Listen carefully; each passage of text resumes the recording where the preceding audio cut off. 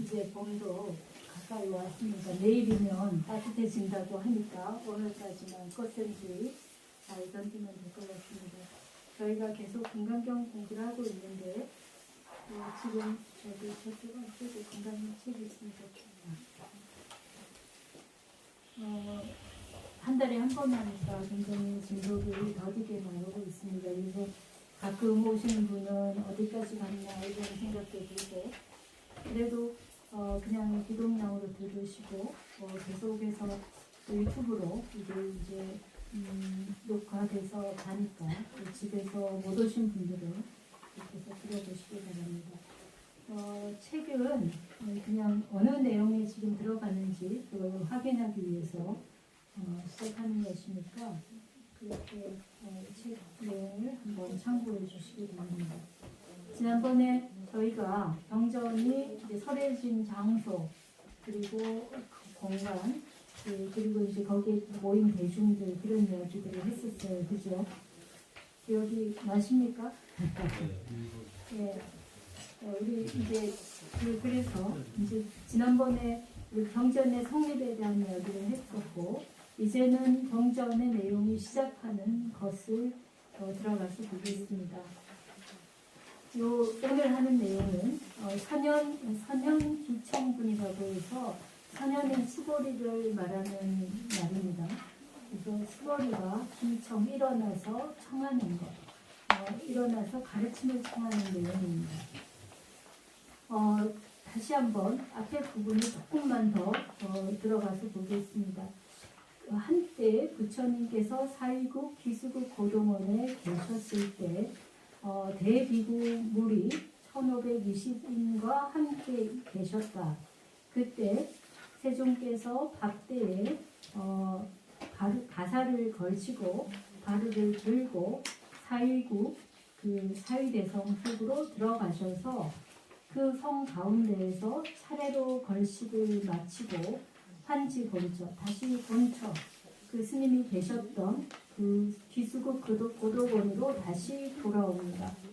그리고는 밥을 다 잡숫고 그리고 의발을 거두어서 이제 다 잡수니까 이제 대가사를 쓰였던 것도 걷어놓고 또 바루도 거두어 놓고 그리고 발을 씻고 자리를 깔고 앉았다. 여러분 이 내용은 충분히 이해되시겠죠? 네. 그래서 여러분들이 상상을 해보십시오. 부처님께서 아침에 마을에 쭉 가서 성내로 들어가서 마을을 차례로 7집을 돌고 거기서 공양을 받아서 다시 기수국 고도원 기원정사라고 줄여서 말합니다. 기원정사에 와서 공양을 잡수십니다. 다른 대중들과 함께 똑같이 공양을 잡수고 나서는 그리고는 다 잡수고 나니까 또 이제 밥을 먹을 때도 대가사를 수한다고 했어요. 절에서 가장 큰 행사는 가장 거룩한 행동은 뭐냐면 밖에 나가서 탁발하는 것 그리고 공양을 먹는 일입니다. 우리 불교가 얼마나 뭐라고 할까 삶의 기본에 아주 충실한 종교인지를 알려주는 대목도 바로 이겁니다. 부처님께 우리가 부처님 시대부터 이 가사를 수하고 어떤 가장 정중한 행사를 하는 게 뭐냐면 탁발 나가서 탁발하고 그리고 돌아와서 밥을 먹는 그 자리가 가장 정중하고 가장 종교적인 행사인 거예요. 음식을 같이 나눈다는 게 얼마나 깊은 의미가 있는지 모릅니다. 여러분들이 식구라고 하잖아요. 그죠? 가족을 식구라고도 하죠. 식구는 무슨 말이에요? 밥 먹는 입이에요. 입이 몇 개냐? 거기에 따라서 옛날에 밥이 적기도 하고 남기도 하고 그랬는데 밥을 같이 먹는 사람들이 밥 먹는 공동체 그게 가족입니다. 제가 다른 장소에서 제가 법문을 한번 한 적이 있는데 요즘 식구들이 밥을 같이 먹는 일이 거의 없어요. 그죠? 다 외식하고 각각 따로따로 시간을 갖고 하니까 가족이라 하더라도 밥을 한 끼 같이 먹는 그런 시간이 없습니다. 그래서 가족이라는 것을 확인하기 위해서 우리가 다른 여러 가지도 있겠지만 어쩌면 가장 중요한 게 밥을 같이 먹는 것. 그래서 그래서 같이 먹으면서 음식을 먹는 즐거움도 나누고 그러면서 서로의 이제 그날 있었던 일들을 이야기하고 사실은 먹는 속에서 뭔가 사람과 사람 사이의 교류가 아주 기본적인 교류가 일어나거든요. 네. 그리고 그 사람이 뭘 원하는지 어떤 상태인지 건강이 어떻는지 심리적으로 어떤 상황인지도 우리가 다른 특별한 자리를 만들지 않아도 공양을 같이 한 자리 하면은 충분히 서로를 이해할 수 있는 그런 시간이 됩니다. 그래서 현대인들이 바쁘다고 가족과의 시간이 오히려 굉장히 줄어들고 요즘은 이제 혼밥 이래서 혼자 먹는 그런 이제 세대가 돼서 정말 교류가 없는데 밥을 같이 먹는 일 그게 굉장히 중요합니다. 그래서 불교에서도 밥을 같이 먹는 일 이게 가장 중요한 행사입니다. 다른 종교는 신에게 신에게 공양을 올리고 그죠? 희생물을 바치는 게 가장 중요한 행사입니다. 그래서 옛날에 그 희생물로 가장 초기에는 사람을 바쳤고 그게 너무 잔인하다고 해서 그 뒤로부터 동물을 바치고 그 다음에 동물도 좀 줄어들어서 그냥 이제 다른 음식물로 바치고 이랬는데 불교에서는 그런 의례가 없습니다. 그래서 지금 저희들도 지금 사시에 부처님께 공양을 올렸거든요. 예. 그러니까 사시에 부처님한테 먼저 공양 드리고 그리고 오시 정오 무렵에 대중들이 같이 나누는 원래 법회의 기본은 불공인데 부처님께 공양 올린다가 불공이에요. 네, 그러니까 우리가 항상 절에 오면은 나가 먼저 먹지 않고 부처님께 올리고 먹는 거죠. 아주 작은 음식이라도 가지고 오면 부처님께 공양을 올리고 내려서 먹는. 네, 그래서 공양이라는 의미는 굉장히 소중하게 불교에서는 그렇게 생각합니다. 그래서 가장 정중한 의례를 하는 의식의 복인 대가사를 수하고 그 일을 하고 그리고는 이제 밥을 다 먹었으니까 다시 그것을 접어서 놓고 바로도 깨끗이 닦아서 접어서 놓고 그래서 저희 저렇게 이제 쭉 올려놓은 것처럼 저렇게 올려놓고 여기 가사 쭉 걸어놓은 것처럼 걸어놓고 그렇게 하면은 이제 큰 행사가 하나 끝난 거예요. 이게 매일매일 반복되는 행사.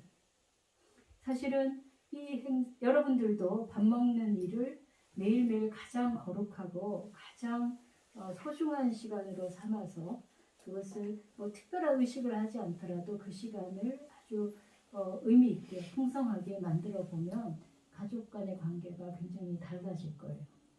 그래서 밥을 하루에 한 끼는 아니면 한 끼가 아주 힘들면은 일주일에 한 번 내지 두 번은 가족과 함께 공양하는 그런 시간을 꼭 만들어 보시기 바랍니다. 예.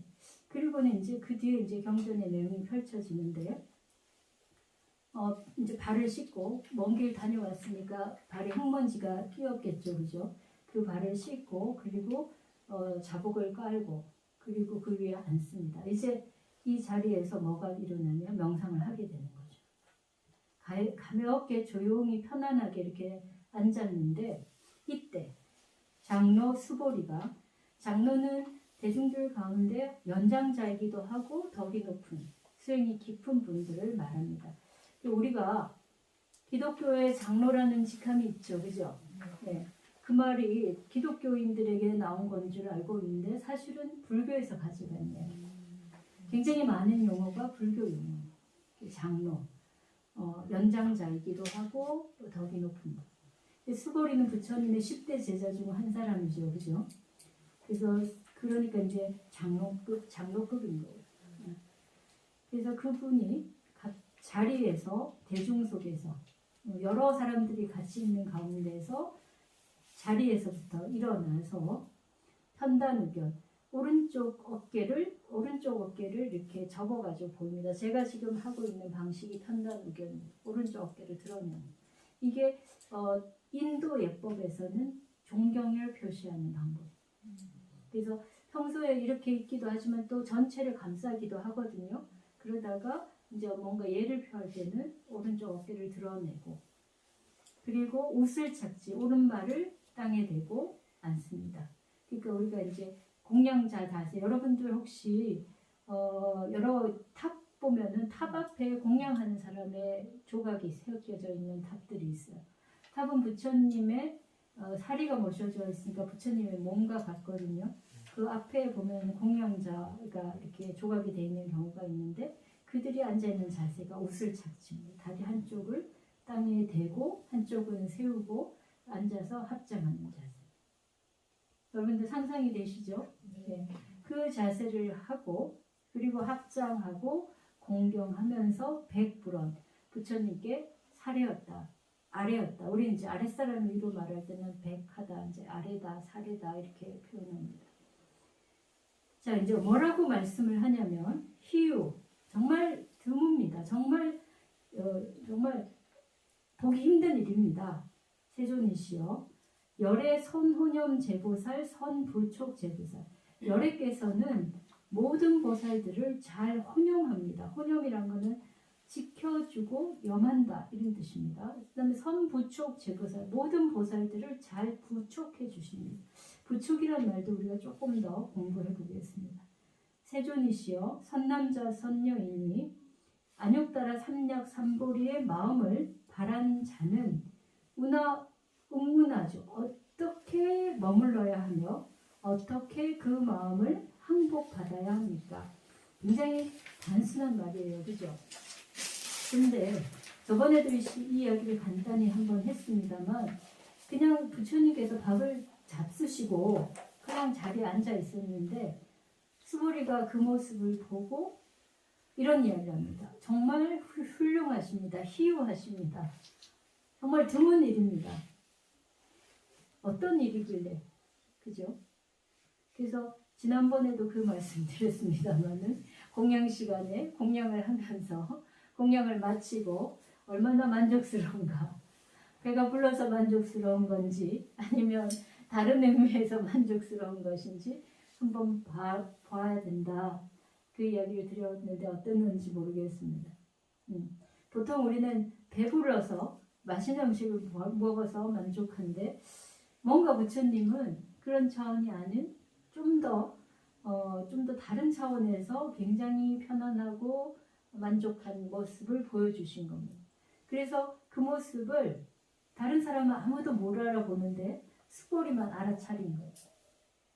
사람이 사람을 알아보는 것도 안목이 있어 알아보는 거예요. 세상에 많은 사람들이 있고 겉으로 드러나기를 자기를 포장을 많이 하죠. 요즘은 특히 여러 방식으로 자기 포장을 할 수밖에 없어요. 그죠? 현대사회는 경쟁 사회인데 개개인이 다 예를 들면 그 기업과 같으면 1인 기업과 같은 상황 그 정도로 이제 경쟁이 가속화된 거예요. 그래서 성공을 위해서는 자기 자신을 자꾸 이제 PR을 해야 되는 그런 사회가 됐어요. 그런데 그렇게 자기를 포장하는 게 요즘 사람들은 많이 익숙해 있고 또 잘하기도 하는데 부처님이나 그 시대 사람들은 그런 거를 거의 몰랐어요. 근데 아무리 포장해도 사람의 본질을 볼 줄 알아요. 그거 모르면 이제 자기만 속아서 인생을 낭비하게 됩니다. 예, 우리 뭐 주변에 상당히 많은 일들을 봤습니다. 포장을 굉장히 잘했는데 나중에 보니까 그렇지 않았다. 이런 일들이 있죠. 근데 그 사람의 문제도 그 사람의 문제지만 그런 사람들을 추종하고 또 뭐 그렇게 하면서 시간과 돈과 열정을 낭비한 걸 생각하면 나에게도 손해가 없는 거예요. 그래서 어떤 사람을 잘 알아보느냐, 어떤 안목을 가지느냐가 굉장히 중요한 거예요. 그래서 수보리는 부처님의 그 아주 평범한 모습을 보고 알아차린 겁니다. 뭐라고? 열애께서는 여러 보살들을 잘 혼용해 주시고 여러 보살님들을 잘 부축해 주십니다. 근데 아무것도 안 했는데 밥 먹고 가만 앉아 있었는데 밥 먹고 가만 앉았는데 도대체 뭐길래 근데 부처님 이미 이제 여러분들이 그런 게 있어요. 우리가 뭔가 눈으로 드러나게 말로 표현되게 하는 그런 뭔가 선행도 있고 좋은 것도 있지만 보이지 않는 것 속에서 말이 아닌 것 속에서 그들을 아껴주고 보호해주고 또 지원해주는 게 있습니다. 우리는 그런 거를 다 느낄 수 있습니다. 여러분들이 자녀들에 대해서도 마찬가지. 물론 표현도 중요하죠. 요즘은 표현해야 되니까 아이들에게 특히 표현해야 그걸 또 섭섭해하지 않고 하지만 그러나 부모와 자식 사이에 어떤 신뢰관계가 있으면은 굳이 말을 하지 않아도 그걸 알아들어요. 다 마음속으로 느낍니다. 물론 가끔 가다가 표현해서 그 아이가 혹시 서운하지 않도록 해줄 필요도 있지만 분명히 마음에서 전하고 주고받는 그런 어떤 교류가 있다면 사실 그게 가장 편안한 거예요. 그죠? 표현해서 드러내면 부담이 되죠. 부담스럽지만. 그래서 그렇게 마음으로 주고받고 하는 그런 것을 스볼이는 알아차린 겁니다. 근데 그냥 부처님 가만히 있는 게 아니고 모든 보살들을 잘 보호해주고 그들을 잘 이끌어주고 그리고 그들에게 뭔가 당부를 하고 부탁을 하고 그들의 일을 하도록 도와주는 뭔가 지지를 하는 것을 하는 겁니다. 그래서 그것을 보고 이제 스포리가 질문을 하는 거죠. 그러니까 우리가 안욕따라 삼략삼보리 이 말은 이제 불교를 들으신 분은 들었습니다. 어디서 들었어요? 반야신경에서 그렇죠? 그래서 잘 몰라도 반야신경은 기본적으로 의례마다 하니까 안욕따라 삼략삼보리란 말은 들어본 적이 있어요. 아주 어려운 말인데 그 말을 하나씩 보면은 무상, 정등, 정각이라고 합니다. 안욕따라 아라는 말은 인도 산스크리트어에서는 접두사로 부정을 뜻합니다. 아니다, not의 뜻이에요. 그래서 무상인데 위가 없다, 위가 없는 not의 뜻이죠, 그죠? 그 다음에 삼략삼보리는 정변지라고 해서 다른 지혜와 변지, 그러니까 근본적인 지혜와 주변 우리가 여러 가지 상황에 맞추어서 할 수 있는 그런 모든 지혜를 갖추고 있는 것을 정변지라고 합니다. 그래서 무상 정변지라고도 번역하고 정등 정각이라고도 번역합니다. 그러니까 무상이라는 거 위가 없다는 것은 가장 높다는 뜻이죠, 그죠? 그래서 부처님이 깨달은 이 지혜는 가장 높은 지혜고, 그렇기 때문에 무상이란 말은 또 다른 말로 하면은 평등한 지혜입니다. 위가 없다는 거는. 그래서 그 도가 가장 높기 때문에 위가 없고 그래서 평등한 지혜. 모두에게 다 적용될 수 있는 그런 지혜입니다. 오로지 부처님만이 깨달은 도이긴 하지만 그 도가 너와 내가 따로 없는 그런 평등한 지혜를 갖고 있는 것이고, 그리고 원만하다는 건 모든 것을 다 포괄한다는 것. 정변지라는 것은 근본적인 것에서도 지혜롭지만 우리가 세상을 살면서 얻어지는 수많은 상황들에 대해서도 다 통달하고 있는 그런 것. 그래서 부처님의 도는 어디에도 부처님이 깨달은 그 무엇에도 막힘이 없는 그런 깨달음이라고 해서 안욕따라 삼략삼보리라고 합니다. 자, 그런 안욕따라 삼략삼보리의 마음을 낸 사람, 내가 안욕따라 삼략삼보리를 얻고자 하는 마음을 내는 사람. 그러니까 여러분들께서 나도 부처님처럼 깨달음을 얻고 싶다. 그 깨달음이 그냥 여러 단계가 있어요. 우리들이 깨달음 하면은 최종적인 것이라고 보통은 생각하지만 사실은 우리가 뭐 하다가 그렇지 하고 하는 것도 깨달음입니다. 근데 공부를 하다가 어느 단계에서 그렇구나 라고 마음이 확 뜨일 때가 있어요. 네. 그것도 깨달음입니다. 근데 이거는 최종적인 깨달음은 아니에요. 근본적인 것까지 완전히 알아가지고 그래서 더 이상 알 것이 없는 그런 깨달음은 아니에요. 그러니까 내가 뭔가 얻었어도 그거는 아직도 더 많은 수행을 해야 됩니다. 근데 많은 수행자들이 몇 가지 아주 작은 깨달음을 가지고 자기가 깨달았다고 주장하는 분들이 많아요. 그게 굉장히 위험하다고 부처님께서 설명하셨습니다. 우리가 수학 공부를 하는데 앞으로 할 거 굉장히 많은데 나 그 앞에 문제 하나 풀었다고 만족하고 나는 수학의 왕이야 이렇게 주장하면 사람들이 뭐라 그래요? 다 어리석은 사람이라고 그죠? 비웃겠죠. 근데 마음의 단계는 수학처럼 눈에 보이지 않는 거예요. 그러니까 아, 나는 다 풀었어. 이렇게 이제 주장하는 사람들이 꽤 많이 있는데 사실은 완벽하게 모든 뒤에 여러 가지 난제들을 푼 건 아닌 거예요. 그래서 부처님처럼 완전한 깨달음을 얻어야만 그때서 이제 대성인, 대각자 이런 표현을 붙일 수 있습니다. 그래서 그런 마음을 우리가 일으키는 거예요. 우리도 깨달음을 같이 얻고 싶은 거예요. 네, 여러분들은 어떠세요? 깨달음 얻고 싶으세요? 우리는 좀 부담스럽다. 아직은 잘 못하겠다. 그렇죠, 그렇죠. 근데 이게 여러분들이 비록 우리들이 지금 현재 상태는 초등학생 수준이어도 초등학생이 난 중학교만 가고 말 테야 이렇게 생각하는 아이 있습니까? 없죠. 초등학교 때부터 너의 꿈은 뭐야? 그럼 대학도 아니에요. 난 대통령이 될 거야. 나는 대그룹의 총수가 될 거야. 그렇게 뜻을 품잖아요. 그죠? 그게 당연하고 그렇게 해야 또 아이가 제대로 성장해 가는 거예요. 근데 초등학생이 난 중학교 가면은 나 만족해요. 이렇게 말하는 아이는 둘 중에 하나예요. 굉장히 도인이거나 아니면 아무런 인생에 의욕이 없는 아이거나. 그죠? 네, 여러분들도 똑같습니다. 나는 지금 나의 어떤 여러 가지 삶의 과정에서 고통도 많고 힘든 일도 많아서 당장 내일 일이 잘 해결되면 좋겠다 이런 마음을 갖고 있어요. 하지만 그것만으로 목표를 삼으면 초등학생이 중학생 되기를 바라는 거하고 똑같은 겁니다. 나의 지금 상황은 당장의 여러 가지 힘든 것들이 어려움이 잘 해결되기를 바라는 마음도 당연히 있지만 그래도 난 정말 괜찮은 사람이 되고 싶어. 나도 부처님처럼 되고 싶어. 불자는 그런 마음을 자꾸 일으켜야 됩니다. 저희 종교는 불교는 내가 신에게 의존해서 신이 뭘 대신해 주는 게 아니고 내가 부처가 되어야 되는 거예요.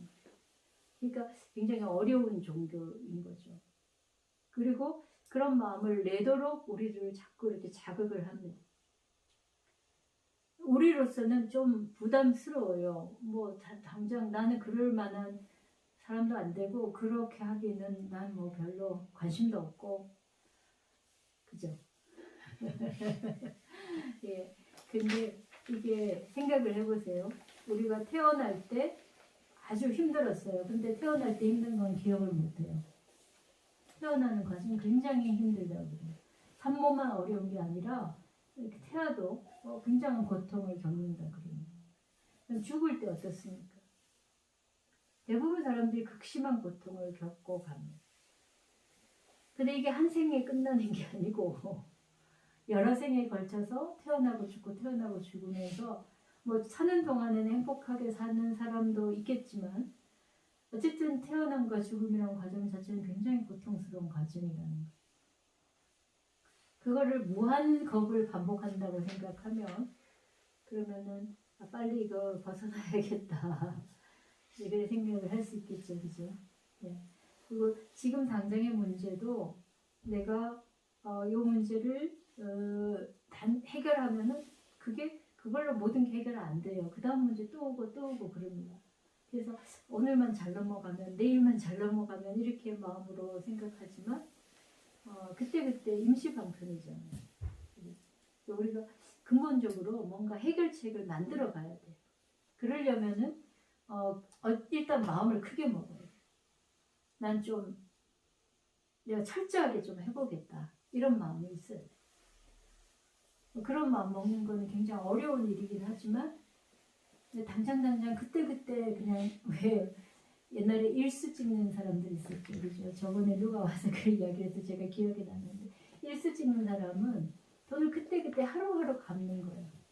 물론 그렇게 갚다고 어느 날 다 갚아시기도 하지만 하루하루 갚느라고 너무 고달픈데 그 하루가 지나면 그 다음날 또 그걸 갚아야 돼. 매일매일 하루하루가 고달픈 거예요. 근데 만약에 우리가 빚을 지고 갚으려고 할 때 어떻게 하나? 내가 다 갚을 수 있도록 마음을 처음부터 딱 그렇게 내버리고 그런 방법으로 하는 거. 처음에는 그게 아주 어려울지 모르지만 그죠?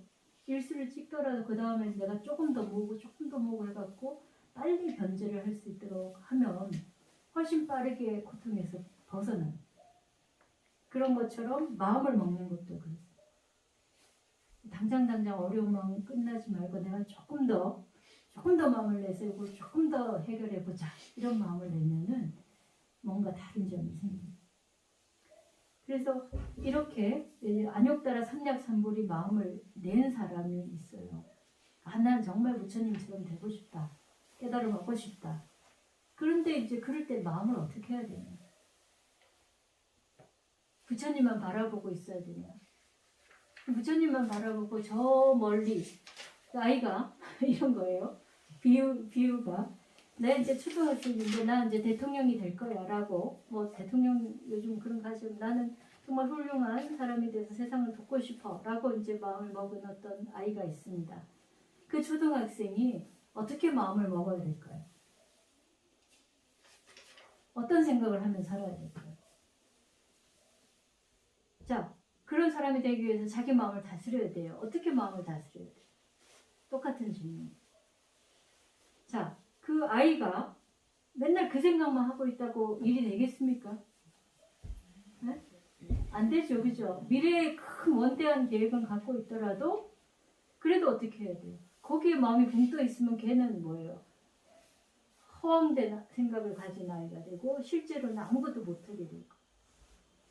그래서 생각은 그렇게 높이 가지지만 실제로 내 마음을 쓰는 거는 그게 아니어야 돼. 지금 현재 내가 초등학생의 공부에 그 배움에 아주 열심히 해야 돼. 난 벌써 저 대학교까지 가가지고 할 일을 생각하고 있어서 난 대학교 공부를 하겠어. 이러면은 안 되는 겁니다. 그죠? 그래서 그렇게 원대한 뜻을 가지고 있는 그 사람이 현재 지금 어떻게 마음을 먹어야 되는지, 어떻게 마음을 써야 되는지 이런 이야기. 네. 그러니까 보통 대부분의 다른 뭐 위인전 이런 건 원대한 계획을 세워, 원대한 꿈을 그거 꿔라 이렇게 말하지만 그 뒤에 그럼 네가 그 원대한 꿈을 가지고 어떻게 그걸 실천해 갈래라고 하는 부분은 말이 없어요. 그죠? 부처님은 그 원대한 것을 품게 해주고 나서 어떻게 해야 가야 되는지를 이야기를 하는 거예요. 여러분들이 원대한 꿈을 꿔도 하나도 어렵지 않은 게 지금 현재 무엇을 해야 될지에 대해서 부처님 계속 가르쳐 주는 거예요. 이해되십니까? 네. 그래서 이제 보살에 대한 이야기는 여러분들이 잘 알 테니까 그냥 넘어가겠습니다. 보살 아시죠? 네, 보리살타의 준말입니다. 보디사트바라고도 번역합니다. 사트바, 보디사트바가 산스크리트 원어고 그것을 보리살타라고도 번역하고 보살이라고도 번역하는데 보디는 깨달음이고 사트바는 유정, 중생입니다. 그래서 깨달은 중생이라는 뜻도 되고 사실은 깨달은 중생이는 말이 성립하지 않는 말이에요. 중생은 깨닫지 못한 자고 깨달은 자는 중생이 아닙니까? 그렇지만 이 보살은 깨달음을 보여주는 존재이기도 하고 또 중생을 깨우쳐 주기 위해서 일부러 성불하지 않고 그렇게 이제 중생과 함께하는 중생의 삶을 사는 그런 존재입니다. 그리고 또 부처님이 되기 직전의 단계 그걸 말하기도 합니다. 또 한편에서는 부처님의 전생을 이야기할 때 보살이라고 말합니다. 부처님의 일대기에서도 부처님이 정각을 이루기 전까지는 부처님이 아니에요. 그죠? 부처님은 깨달은 뒤에만 그 이름을 붙일 수가 있어요. 우리가 박사학위를 받고 나서야 박사라는 이름을 붙일 수 있어요. 아무리 박사 후보생이어도 박사라는 이름을 안 붙입니다. 그죠? 부처님도 수행을 오래 했지만 깨닫지 않을 때까지는 부처님이라는 호칭을 못 붙여요. 그럼 그 전에 뭐라고 부르느냐? 그러면 사과문이 이렇게 부를 수는 없잖아요. 그래서 보살이라고 부릅니다. 부처님 되기 전에 단계로. 그런데 이 존재가 어떻게 이제 우리들이 어떻게 해야 되냐의 질문인데 어떻게 요 말을 어떻게 머물러야 하고 어떻게 마음을 항복받아야 돼, 마음을 다스려야 되느냐죠. 요 이야기를 조금 더 부연해서 하면은 어떻게 뜻을 세워야 하고 아까 어떤 그죠? 내가 어떤 원대한 뜻을 세워야 되는지 그걸 이제 첫 번째 이야기하고 그 다음 어떻게 수행해야 되고 그 다음에 어떻게 마음을 닦아야 하는지 그렇게도 설명할 수 있습니다. 그럼 충분히 이해되시죠? 지금 질문이. 그래서 스고리가 오로지 부처님이 공양 잡수시고 그냥 편안하게 좌곡에 앉아있는 모습을 보고 부처님께서는 모든 보살들을 잘 보호해주고 있고 그리고 잘 지지해주고 있다. 이렇게 말하면서 이렇게 질문한 겁니다. 그 부처님이 보호하고 지지하는 게 바로 이런 식의 가르침을 주는 것이다 라고도 할 수 있겠어요. 네. 그래서 부처님께서 늘 뭔가 수행하는 사람들, 뭔가 마음을 갖고 자기의 삶을 좀 더 좋은 삶으로 만들어보려 하는 사람들에게는 계속해서 지원을 보내줍니다. 지지해줍니다. 여러분들이 그거를 느껴야 되는데 그 부처님의 지지는 어디에 있냐면 바른 가르침에 있어요. 그리고 인과법에 있습니다. 부처님 가르침이 바른 인과법에 대한 것이니까 우리가 그거 당연히 우리도 다 알고 있는 이야기 아닌가 이렇게 생각할 수도 있겠죠. 하지만 세상에서 내가 이렇게 바르게 해도 바른 결과가 나오지 않는다는 게 굉장히 많이 우리를 허탈하게 해요. 그죠? 요즘 세상은 그런 걸로 무도한 세상 이렇게 말한 세상에 정말 도가 없고 세상에 바른 정의가 없다고 그렇게 생각해요. 정말 열심히 노력했는데 그 결과가 오지 않는다면 이 세상은 정의롭지 않은 세상일 겁니다. 그런 세상에서 살아가려면 굉장히 기운이 빠지겠죠. 그죠? 그런데 부처님은 그렇지 않다. 네가 열심히 수행하고 바른 일을 하고 착한 일 많이 하면 항상 좋은 결과가 온다 라고 말해줍니다. 자, 여러분들이 믿고 따르는 누군가가 그렇게 말해준다면 설사 세상에서 여러 가지로 내가 뜻한 대로 되지 않고 정말 나쁜 사람들에게 피해를 받다가도 그렇지 않아. 정말 네가 한 만큼 나중에 거둘 것이야. 이렇게 누군가가 말해준다면 어떻겠습니까, 여러분? 굉장히 기운 나죠, 그죠? 네, 그런 겁니다. 그리고 또 그 길이 바른 길이라고 인정해 주는 거예요. 그 길이 바른 길이라고 확인해 주는 거예요. 우리가 거기서 힘을 얻고 또 바른 길을 향해 갈 수가 있어요. 근데 세상에 그런 사람만 있는 게 아니에요. 내가 이렇게 해서 정말 너무 억울합니다 이러면은 너 왜 약삭 빠르게 이렇게 안 했니? 그런 식으로 호도된 길을 가르쳐주는 그런 어른들도 계시단 말이에요. 그런 사람들에 가면은 우리가 굉장히 절망하기도 하고 어떤 부분 바르게 살려고 하는 사람은 굉장히 절망해요. 그 다음에 또 어떤 귀 얇은 사람은 그렇게 다시 그분이 말하는 대로 가서 인생을 망치게 돼요. 근데 정말 억울하고 힘들고 하는 일이 잘 되지 않아도 너 잘하고 있고 제대로 하고 있다. 그렇게 계속해서 행하라. 그리고 그 다음에 어떻게 해야 되는지를 가르쳐 준다면 이 기운이 난다는 거예요. 바로 그런 식으로 부촉한다는 혼영하는 것도 그런 거. 부처님의 혼영은 꼭 너 지켜줄게 이런 의미가 아니에요. 우리가 정말 진실하게 바른 길을 가고 마음을 닦고 변화를 위해서 노력하면 그것이 분명히 성취된다. 그걸 가르쳐 주시고 또 확인해 주고 그렇게 지원해 주는 거예요. 네. 그래서 부처님께 이렇게 이제 청을 하니까 그래서 이제 마음을 근데 이제 참 중요한 게 마음인 거예요. 마음. 공부를 하는데도 마음을 잡기가 힘들어요. 공부를 안 하면 더 마음 잡기 힘들죠. 그죠? 그렇게 그래 인과법이 제일 맞는 것이고 네가 잘하면은 제대로만 하면 좋은 결과가 있을 거야 라고 말해도 마음은 항상 불안하고 그렇게 될까 안 될까 의심이 있고 그죠? 네. 그래서 어떻게 마음을 먹어야 되냐 또 뭔가 내가 얻으면 얻었다고 막 날뛰는 마음이 생기면, 내가 좀 잘해지면, 남들보다 좀 더 훌륭한 사람이 되면 그것이 좋은 것인데도 불구하고 좋지 않은 모습이 있는, 그것 때문에 막 자만심이 생길 수도 있는 거예요. 그러니까 마음이라는 거는 자칫 잘못하면 항상 다르게 막 원숭이처럼 날뛰는 그런 마음이 되는 거예요. 그래서 수행자 역시도 그 마음을 잘 안주하게 하고 잘 닦아야 됩니다. 어디에 안주해야 될까? 여러분들 마음 어디에 안주해야 됩니까? 여러분 마음 어디에 두고 있습니까? 여러분들 가장 심려하고 가장 많이 생각하는 게 여러분 마음이 놓여 있는 것이거든요. 어느 거죠?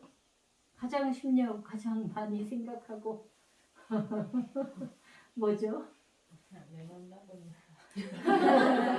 예, 내 마음 나도 몰라. 그래요. 근데 어쨌든 내가 가장 많이 생각하는 게 내 마음에 머물고 있는 것이에요.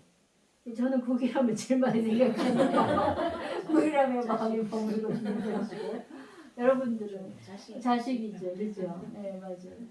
자식을 생각하면 근데 마음 편안합니까? 안 편해요. 그러니까 자식을 생각하면 걱정이 앞서고 불안하고, 그죠? 화도 나고, 그러니까 마음이 머물지를 못해요. 그런 데 마음을 두면. 그러면 이제 적절한 다른 곳에 마음을 두셔야 됩니다.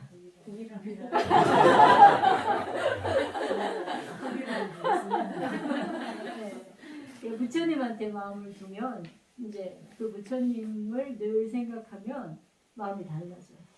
자식 생각을 하지 않으셔도 돼요. 자식은 알아서 크는 거예요. 아이고. 정말로 그래요. 내가 자식, 물론 그 아이를 돌보고 그 아이를 배려하고 여러 가지를 이제 해줘야 되지만은 내가 생각한다고 걔가 그렇게 되는 건 아니잖아요. 그죠? 내 생각을 편안하게 하고 또 내가 뭔가 지혜가 열리면은 그 아이에게 뭐가 필요한지, 그 아이를 위해서 내가 어떤 준비를 해야 되는지를 알게 되는 거예요. 그럼 그 아이 생각을 하는 게 아니고 내 생각을 해야 되는 거예요. 그 아이를 위해서 내가 뭘 해야 되는지. 그런 게 다른 거예요. 걔가 뭐 해주길 생각하고 있으면 어때요? 속만 터지지, 그죠? 그러니까 마음을 잘 안주해야 되는데 그 마음 안주하는 게, 잘 보세요. 여러분들의 자식도 아니고 재산도 아니에요. 그거는 내가 어떻게 할 수 있는 부분이 아니에요. 내가 안줘야 되는 건 내 마음, 내 마음이고, 이제 그 내 마음의 아주 바른 자리, 그걸 이제 우리가 그냥 좋게 말하면 부처님의 마음, 그런 거. 그걸 근데 그렇게 하다 보면 세상 일도 바뀌어지는 부분이 많이 생겨요. 여러분들이 절에서 기도하면 기도 성취가 된다 이렇게 하는데, 기도할 때 나 뭐 해주세요 이 생각만 한다고 되는 게 아니죠. 그죠? 계속 기도하다 보면 나도 모르게 일심이 되는 거예요. 오로지 관세음보살님만 막 부르는 거예요. 간절하게 우리 아들을 위해 마음으로. 그럼 어느 순간에 마음이 다 일심이 되면은 그게 되는 거예요. 성취가 되는. 그게 내가 막 산만하게 생각하고 우리 아들이 뭐 돼야 되는데 뭐 돼야 되는데 이런다고 기도 성취가 되는 게 아니라 일심으로 기도를 하면은, 그러니까 결국 마음이 내 마음에 머물러야만 기도 성취가 돼요. 내 마음에 머물지 않고 저기 갔다 여기 갔다가 막 떠돌고 있으면 기도해도 별 효용이 없다. 그러니까 마음을 잘 머물러야 되는데 어디에? 내 마음이 머물러야 돼. 멀리 가지 말고 가까이에서. 예, 그래서 그렇게 하고, 그 다음에 또 아까 내 마음 나도 모른다. 내 마음 받아들이기가 힘들어요. 그죠? 네. 또 원대한 꿈을 꾸었는데 그 꿈을 어떻게 받아들이고 어떻게 내 걸로 만드느냐, 이것도 어려운 거. 그런 질문을 하는 거예요. 그러니까 사실은 스보리가 한 질문이 굉장히 적절한 질문이죠. 네. 우리들에게도 지금 딱 해당 사항이 있는 거예요. 우리는 어떻게 마음을 머물러야 되고 그 마음을 닦아야 됩니까? 다스려야 됩니까? 내지는 내가 그걸 어떻게 받아들여야 됩니까? 네, 내 마음에 일어나는 수많은 여러 가지 생각들이나 또는 내가 이룩한 것조차도, 내가 뭔가 얻어낸 것, 내가 수행해서 결과로 받아낸 것조차도 어떻게 받아들여야 하느냐. 여러분들이 행운이 오면 행운을 어떻게 받아들여야 됩니까? 불행이 오면 불행을 어떻게 받아들여야 돼요? 거친 마음이 일어나면 그 마음을 또 어떻게 받아들여야 되고, 또 행복하고 기쁜 마음이 이럴 때는 또 그걸 어떻게 받아들여야 되나. 또 받아들여야 되겠죠, 그죠? 어떻게 받아들여야 될까? 굉장히 중요한 이야기. 그래서 예, 여기까지가 오늘 하는 내용입니다. 자, 여러분 생각해 보세요. 본문을 듣고 그냥 집 뒤돌아가면 이제 다 잊어버리면 안 되고 생각을 해보셔야 돼요. 나는 그러면 나의 마음을 어떻게 먹어야 되는지, 내 마음을 어떻게 내 마음을 머물게 해야 되는지, 어디에 머물러야 되는지 한번 생각해 보시기 바랍니다. 그래서 한 달 뒤에는 아마도 훨씬 더 화창한 그런 이제 계절이 올 거고, 여러분들도 마음도 더 밝아지고 더 커질 거라고 생각합니다.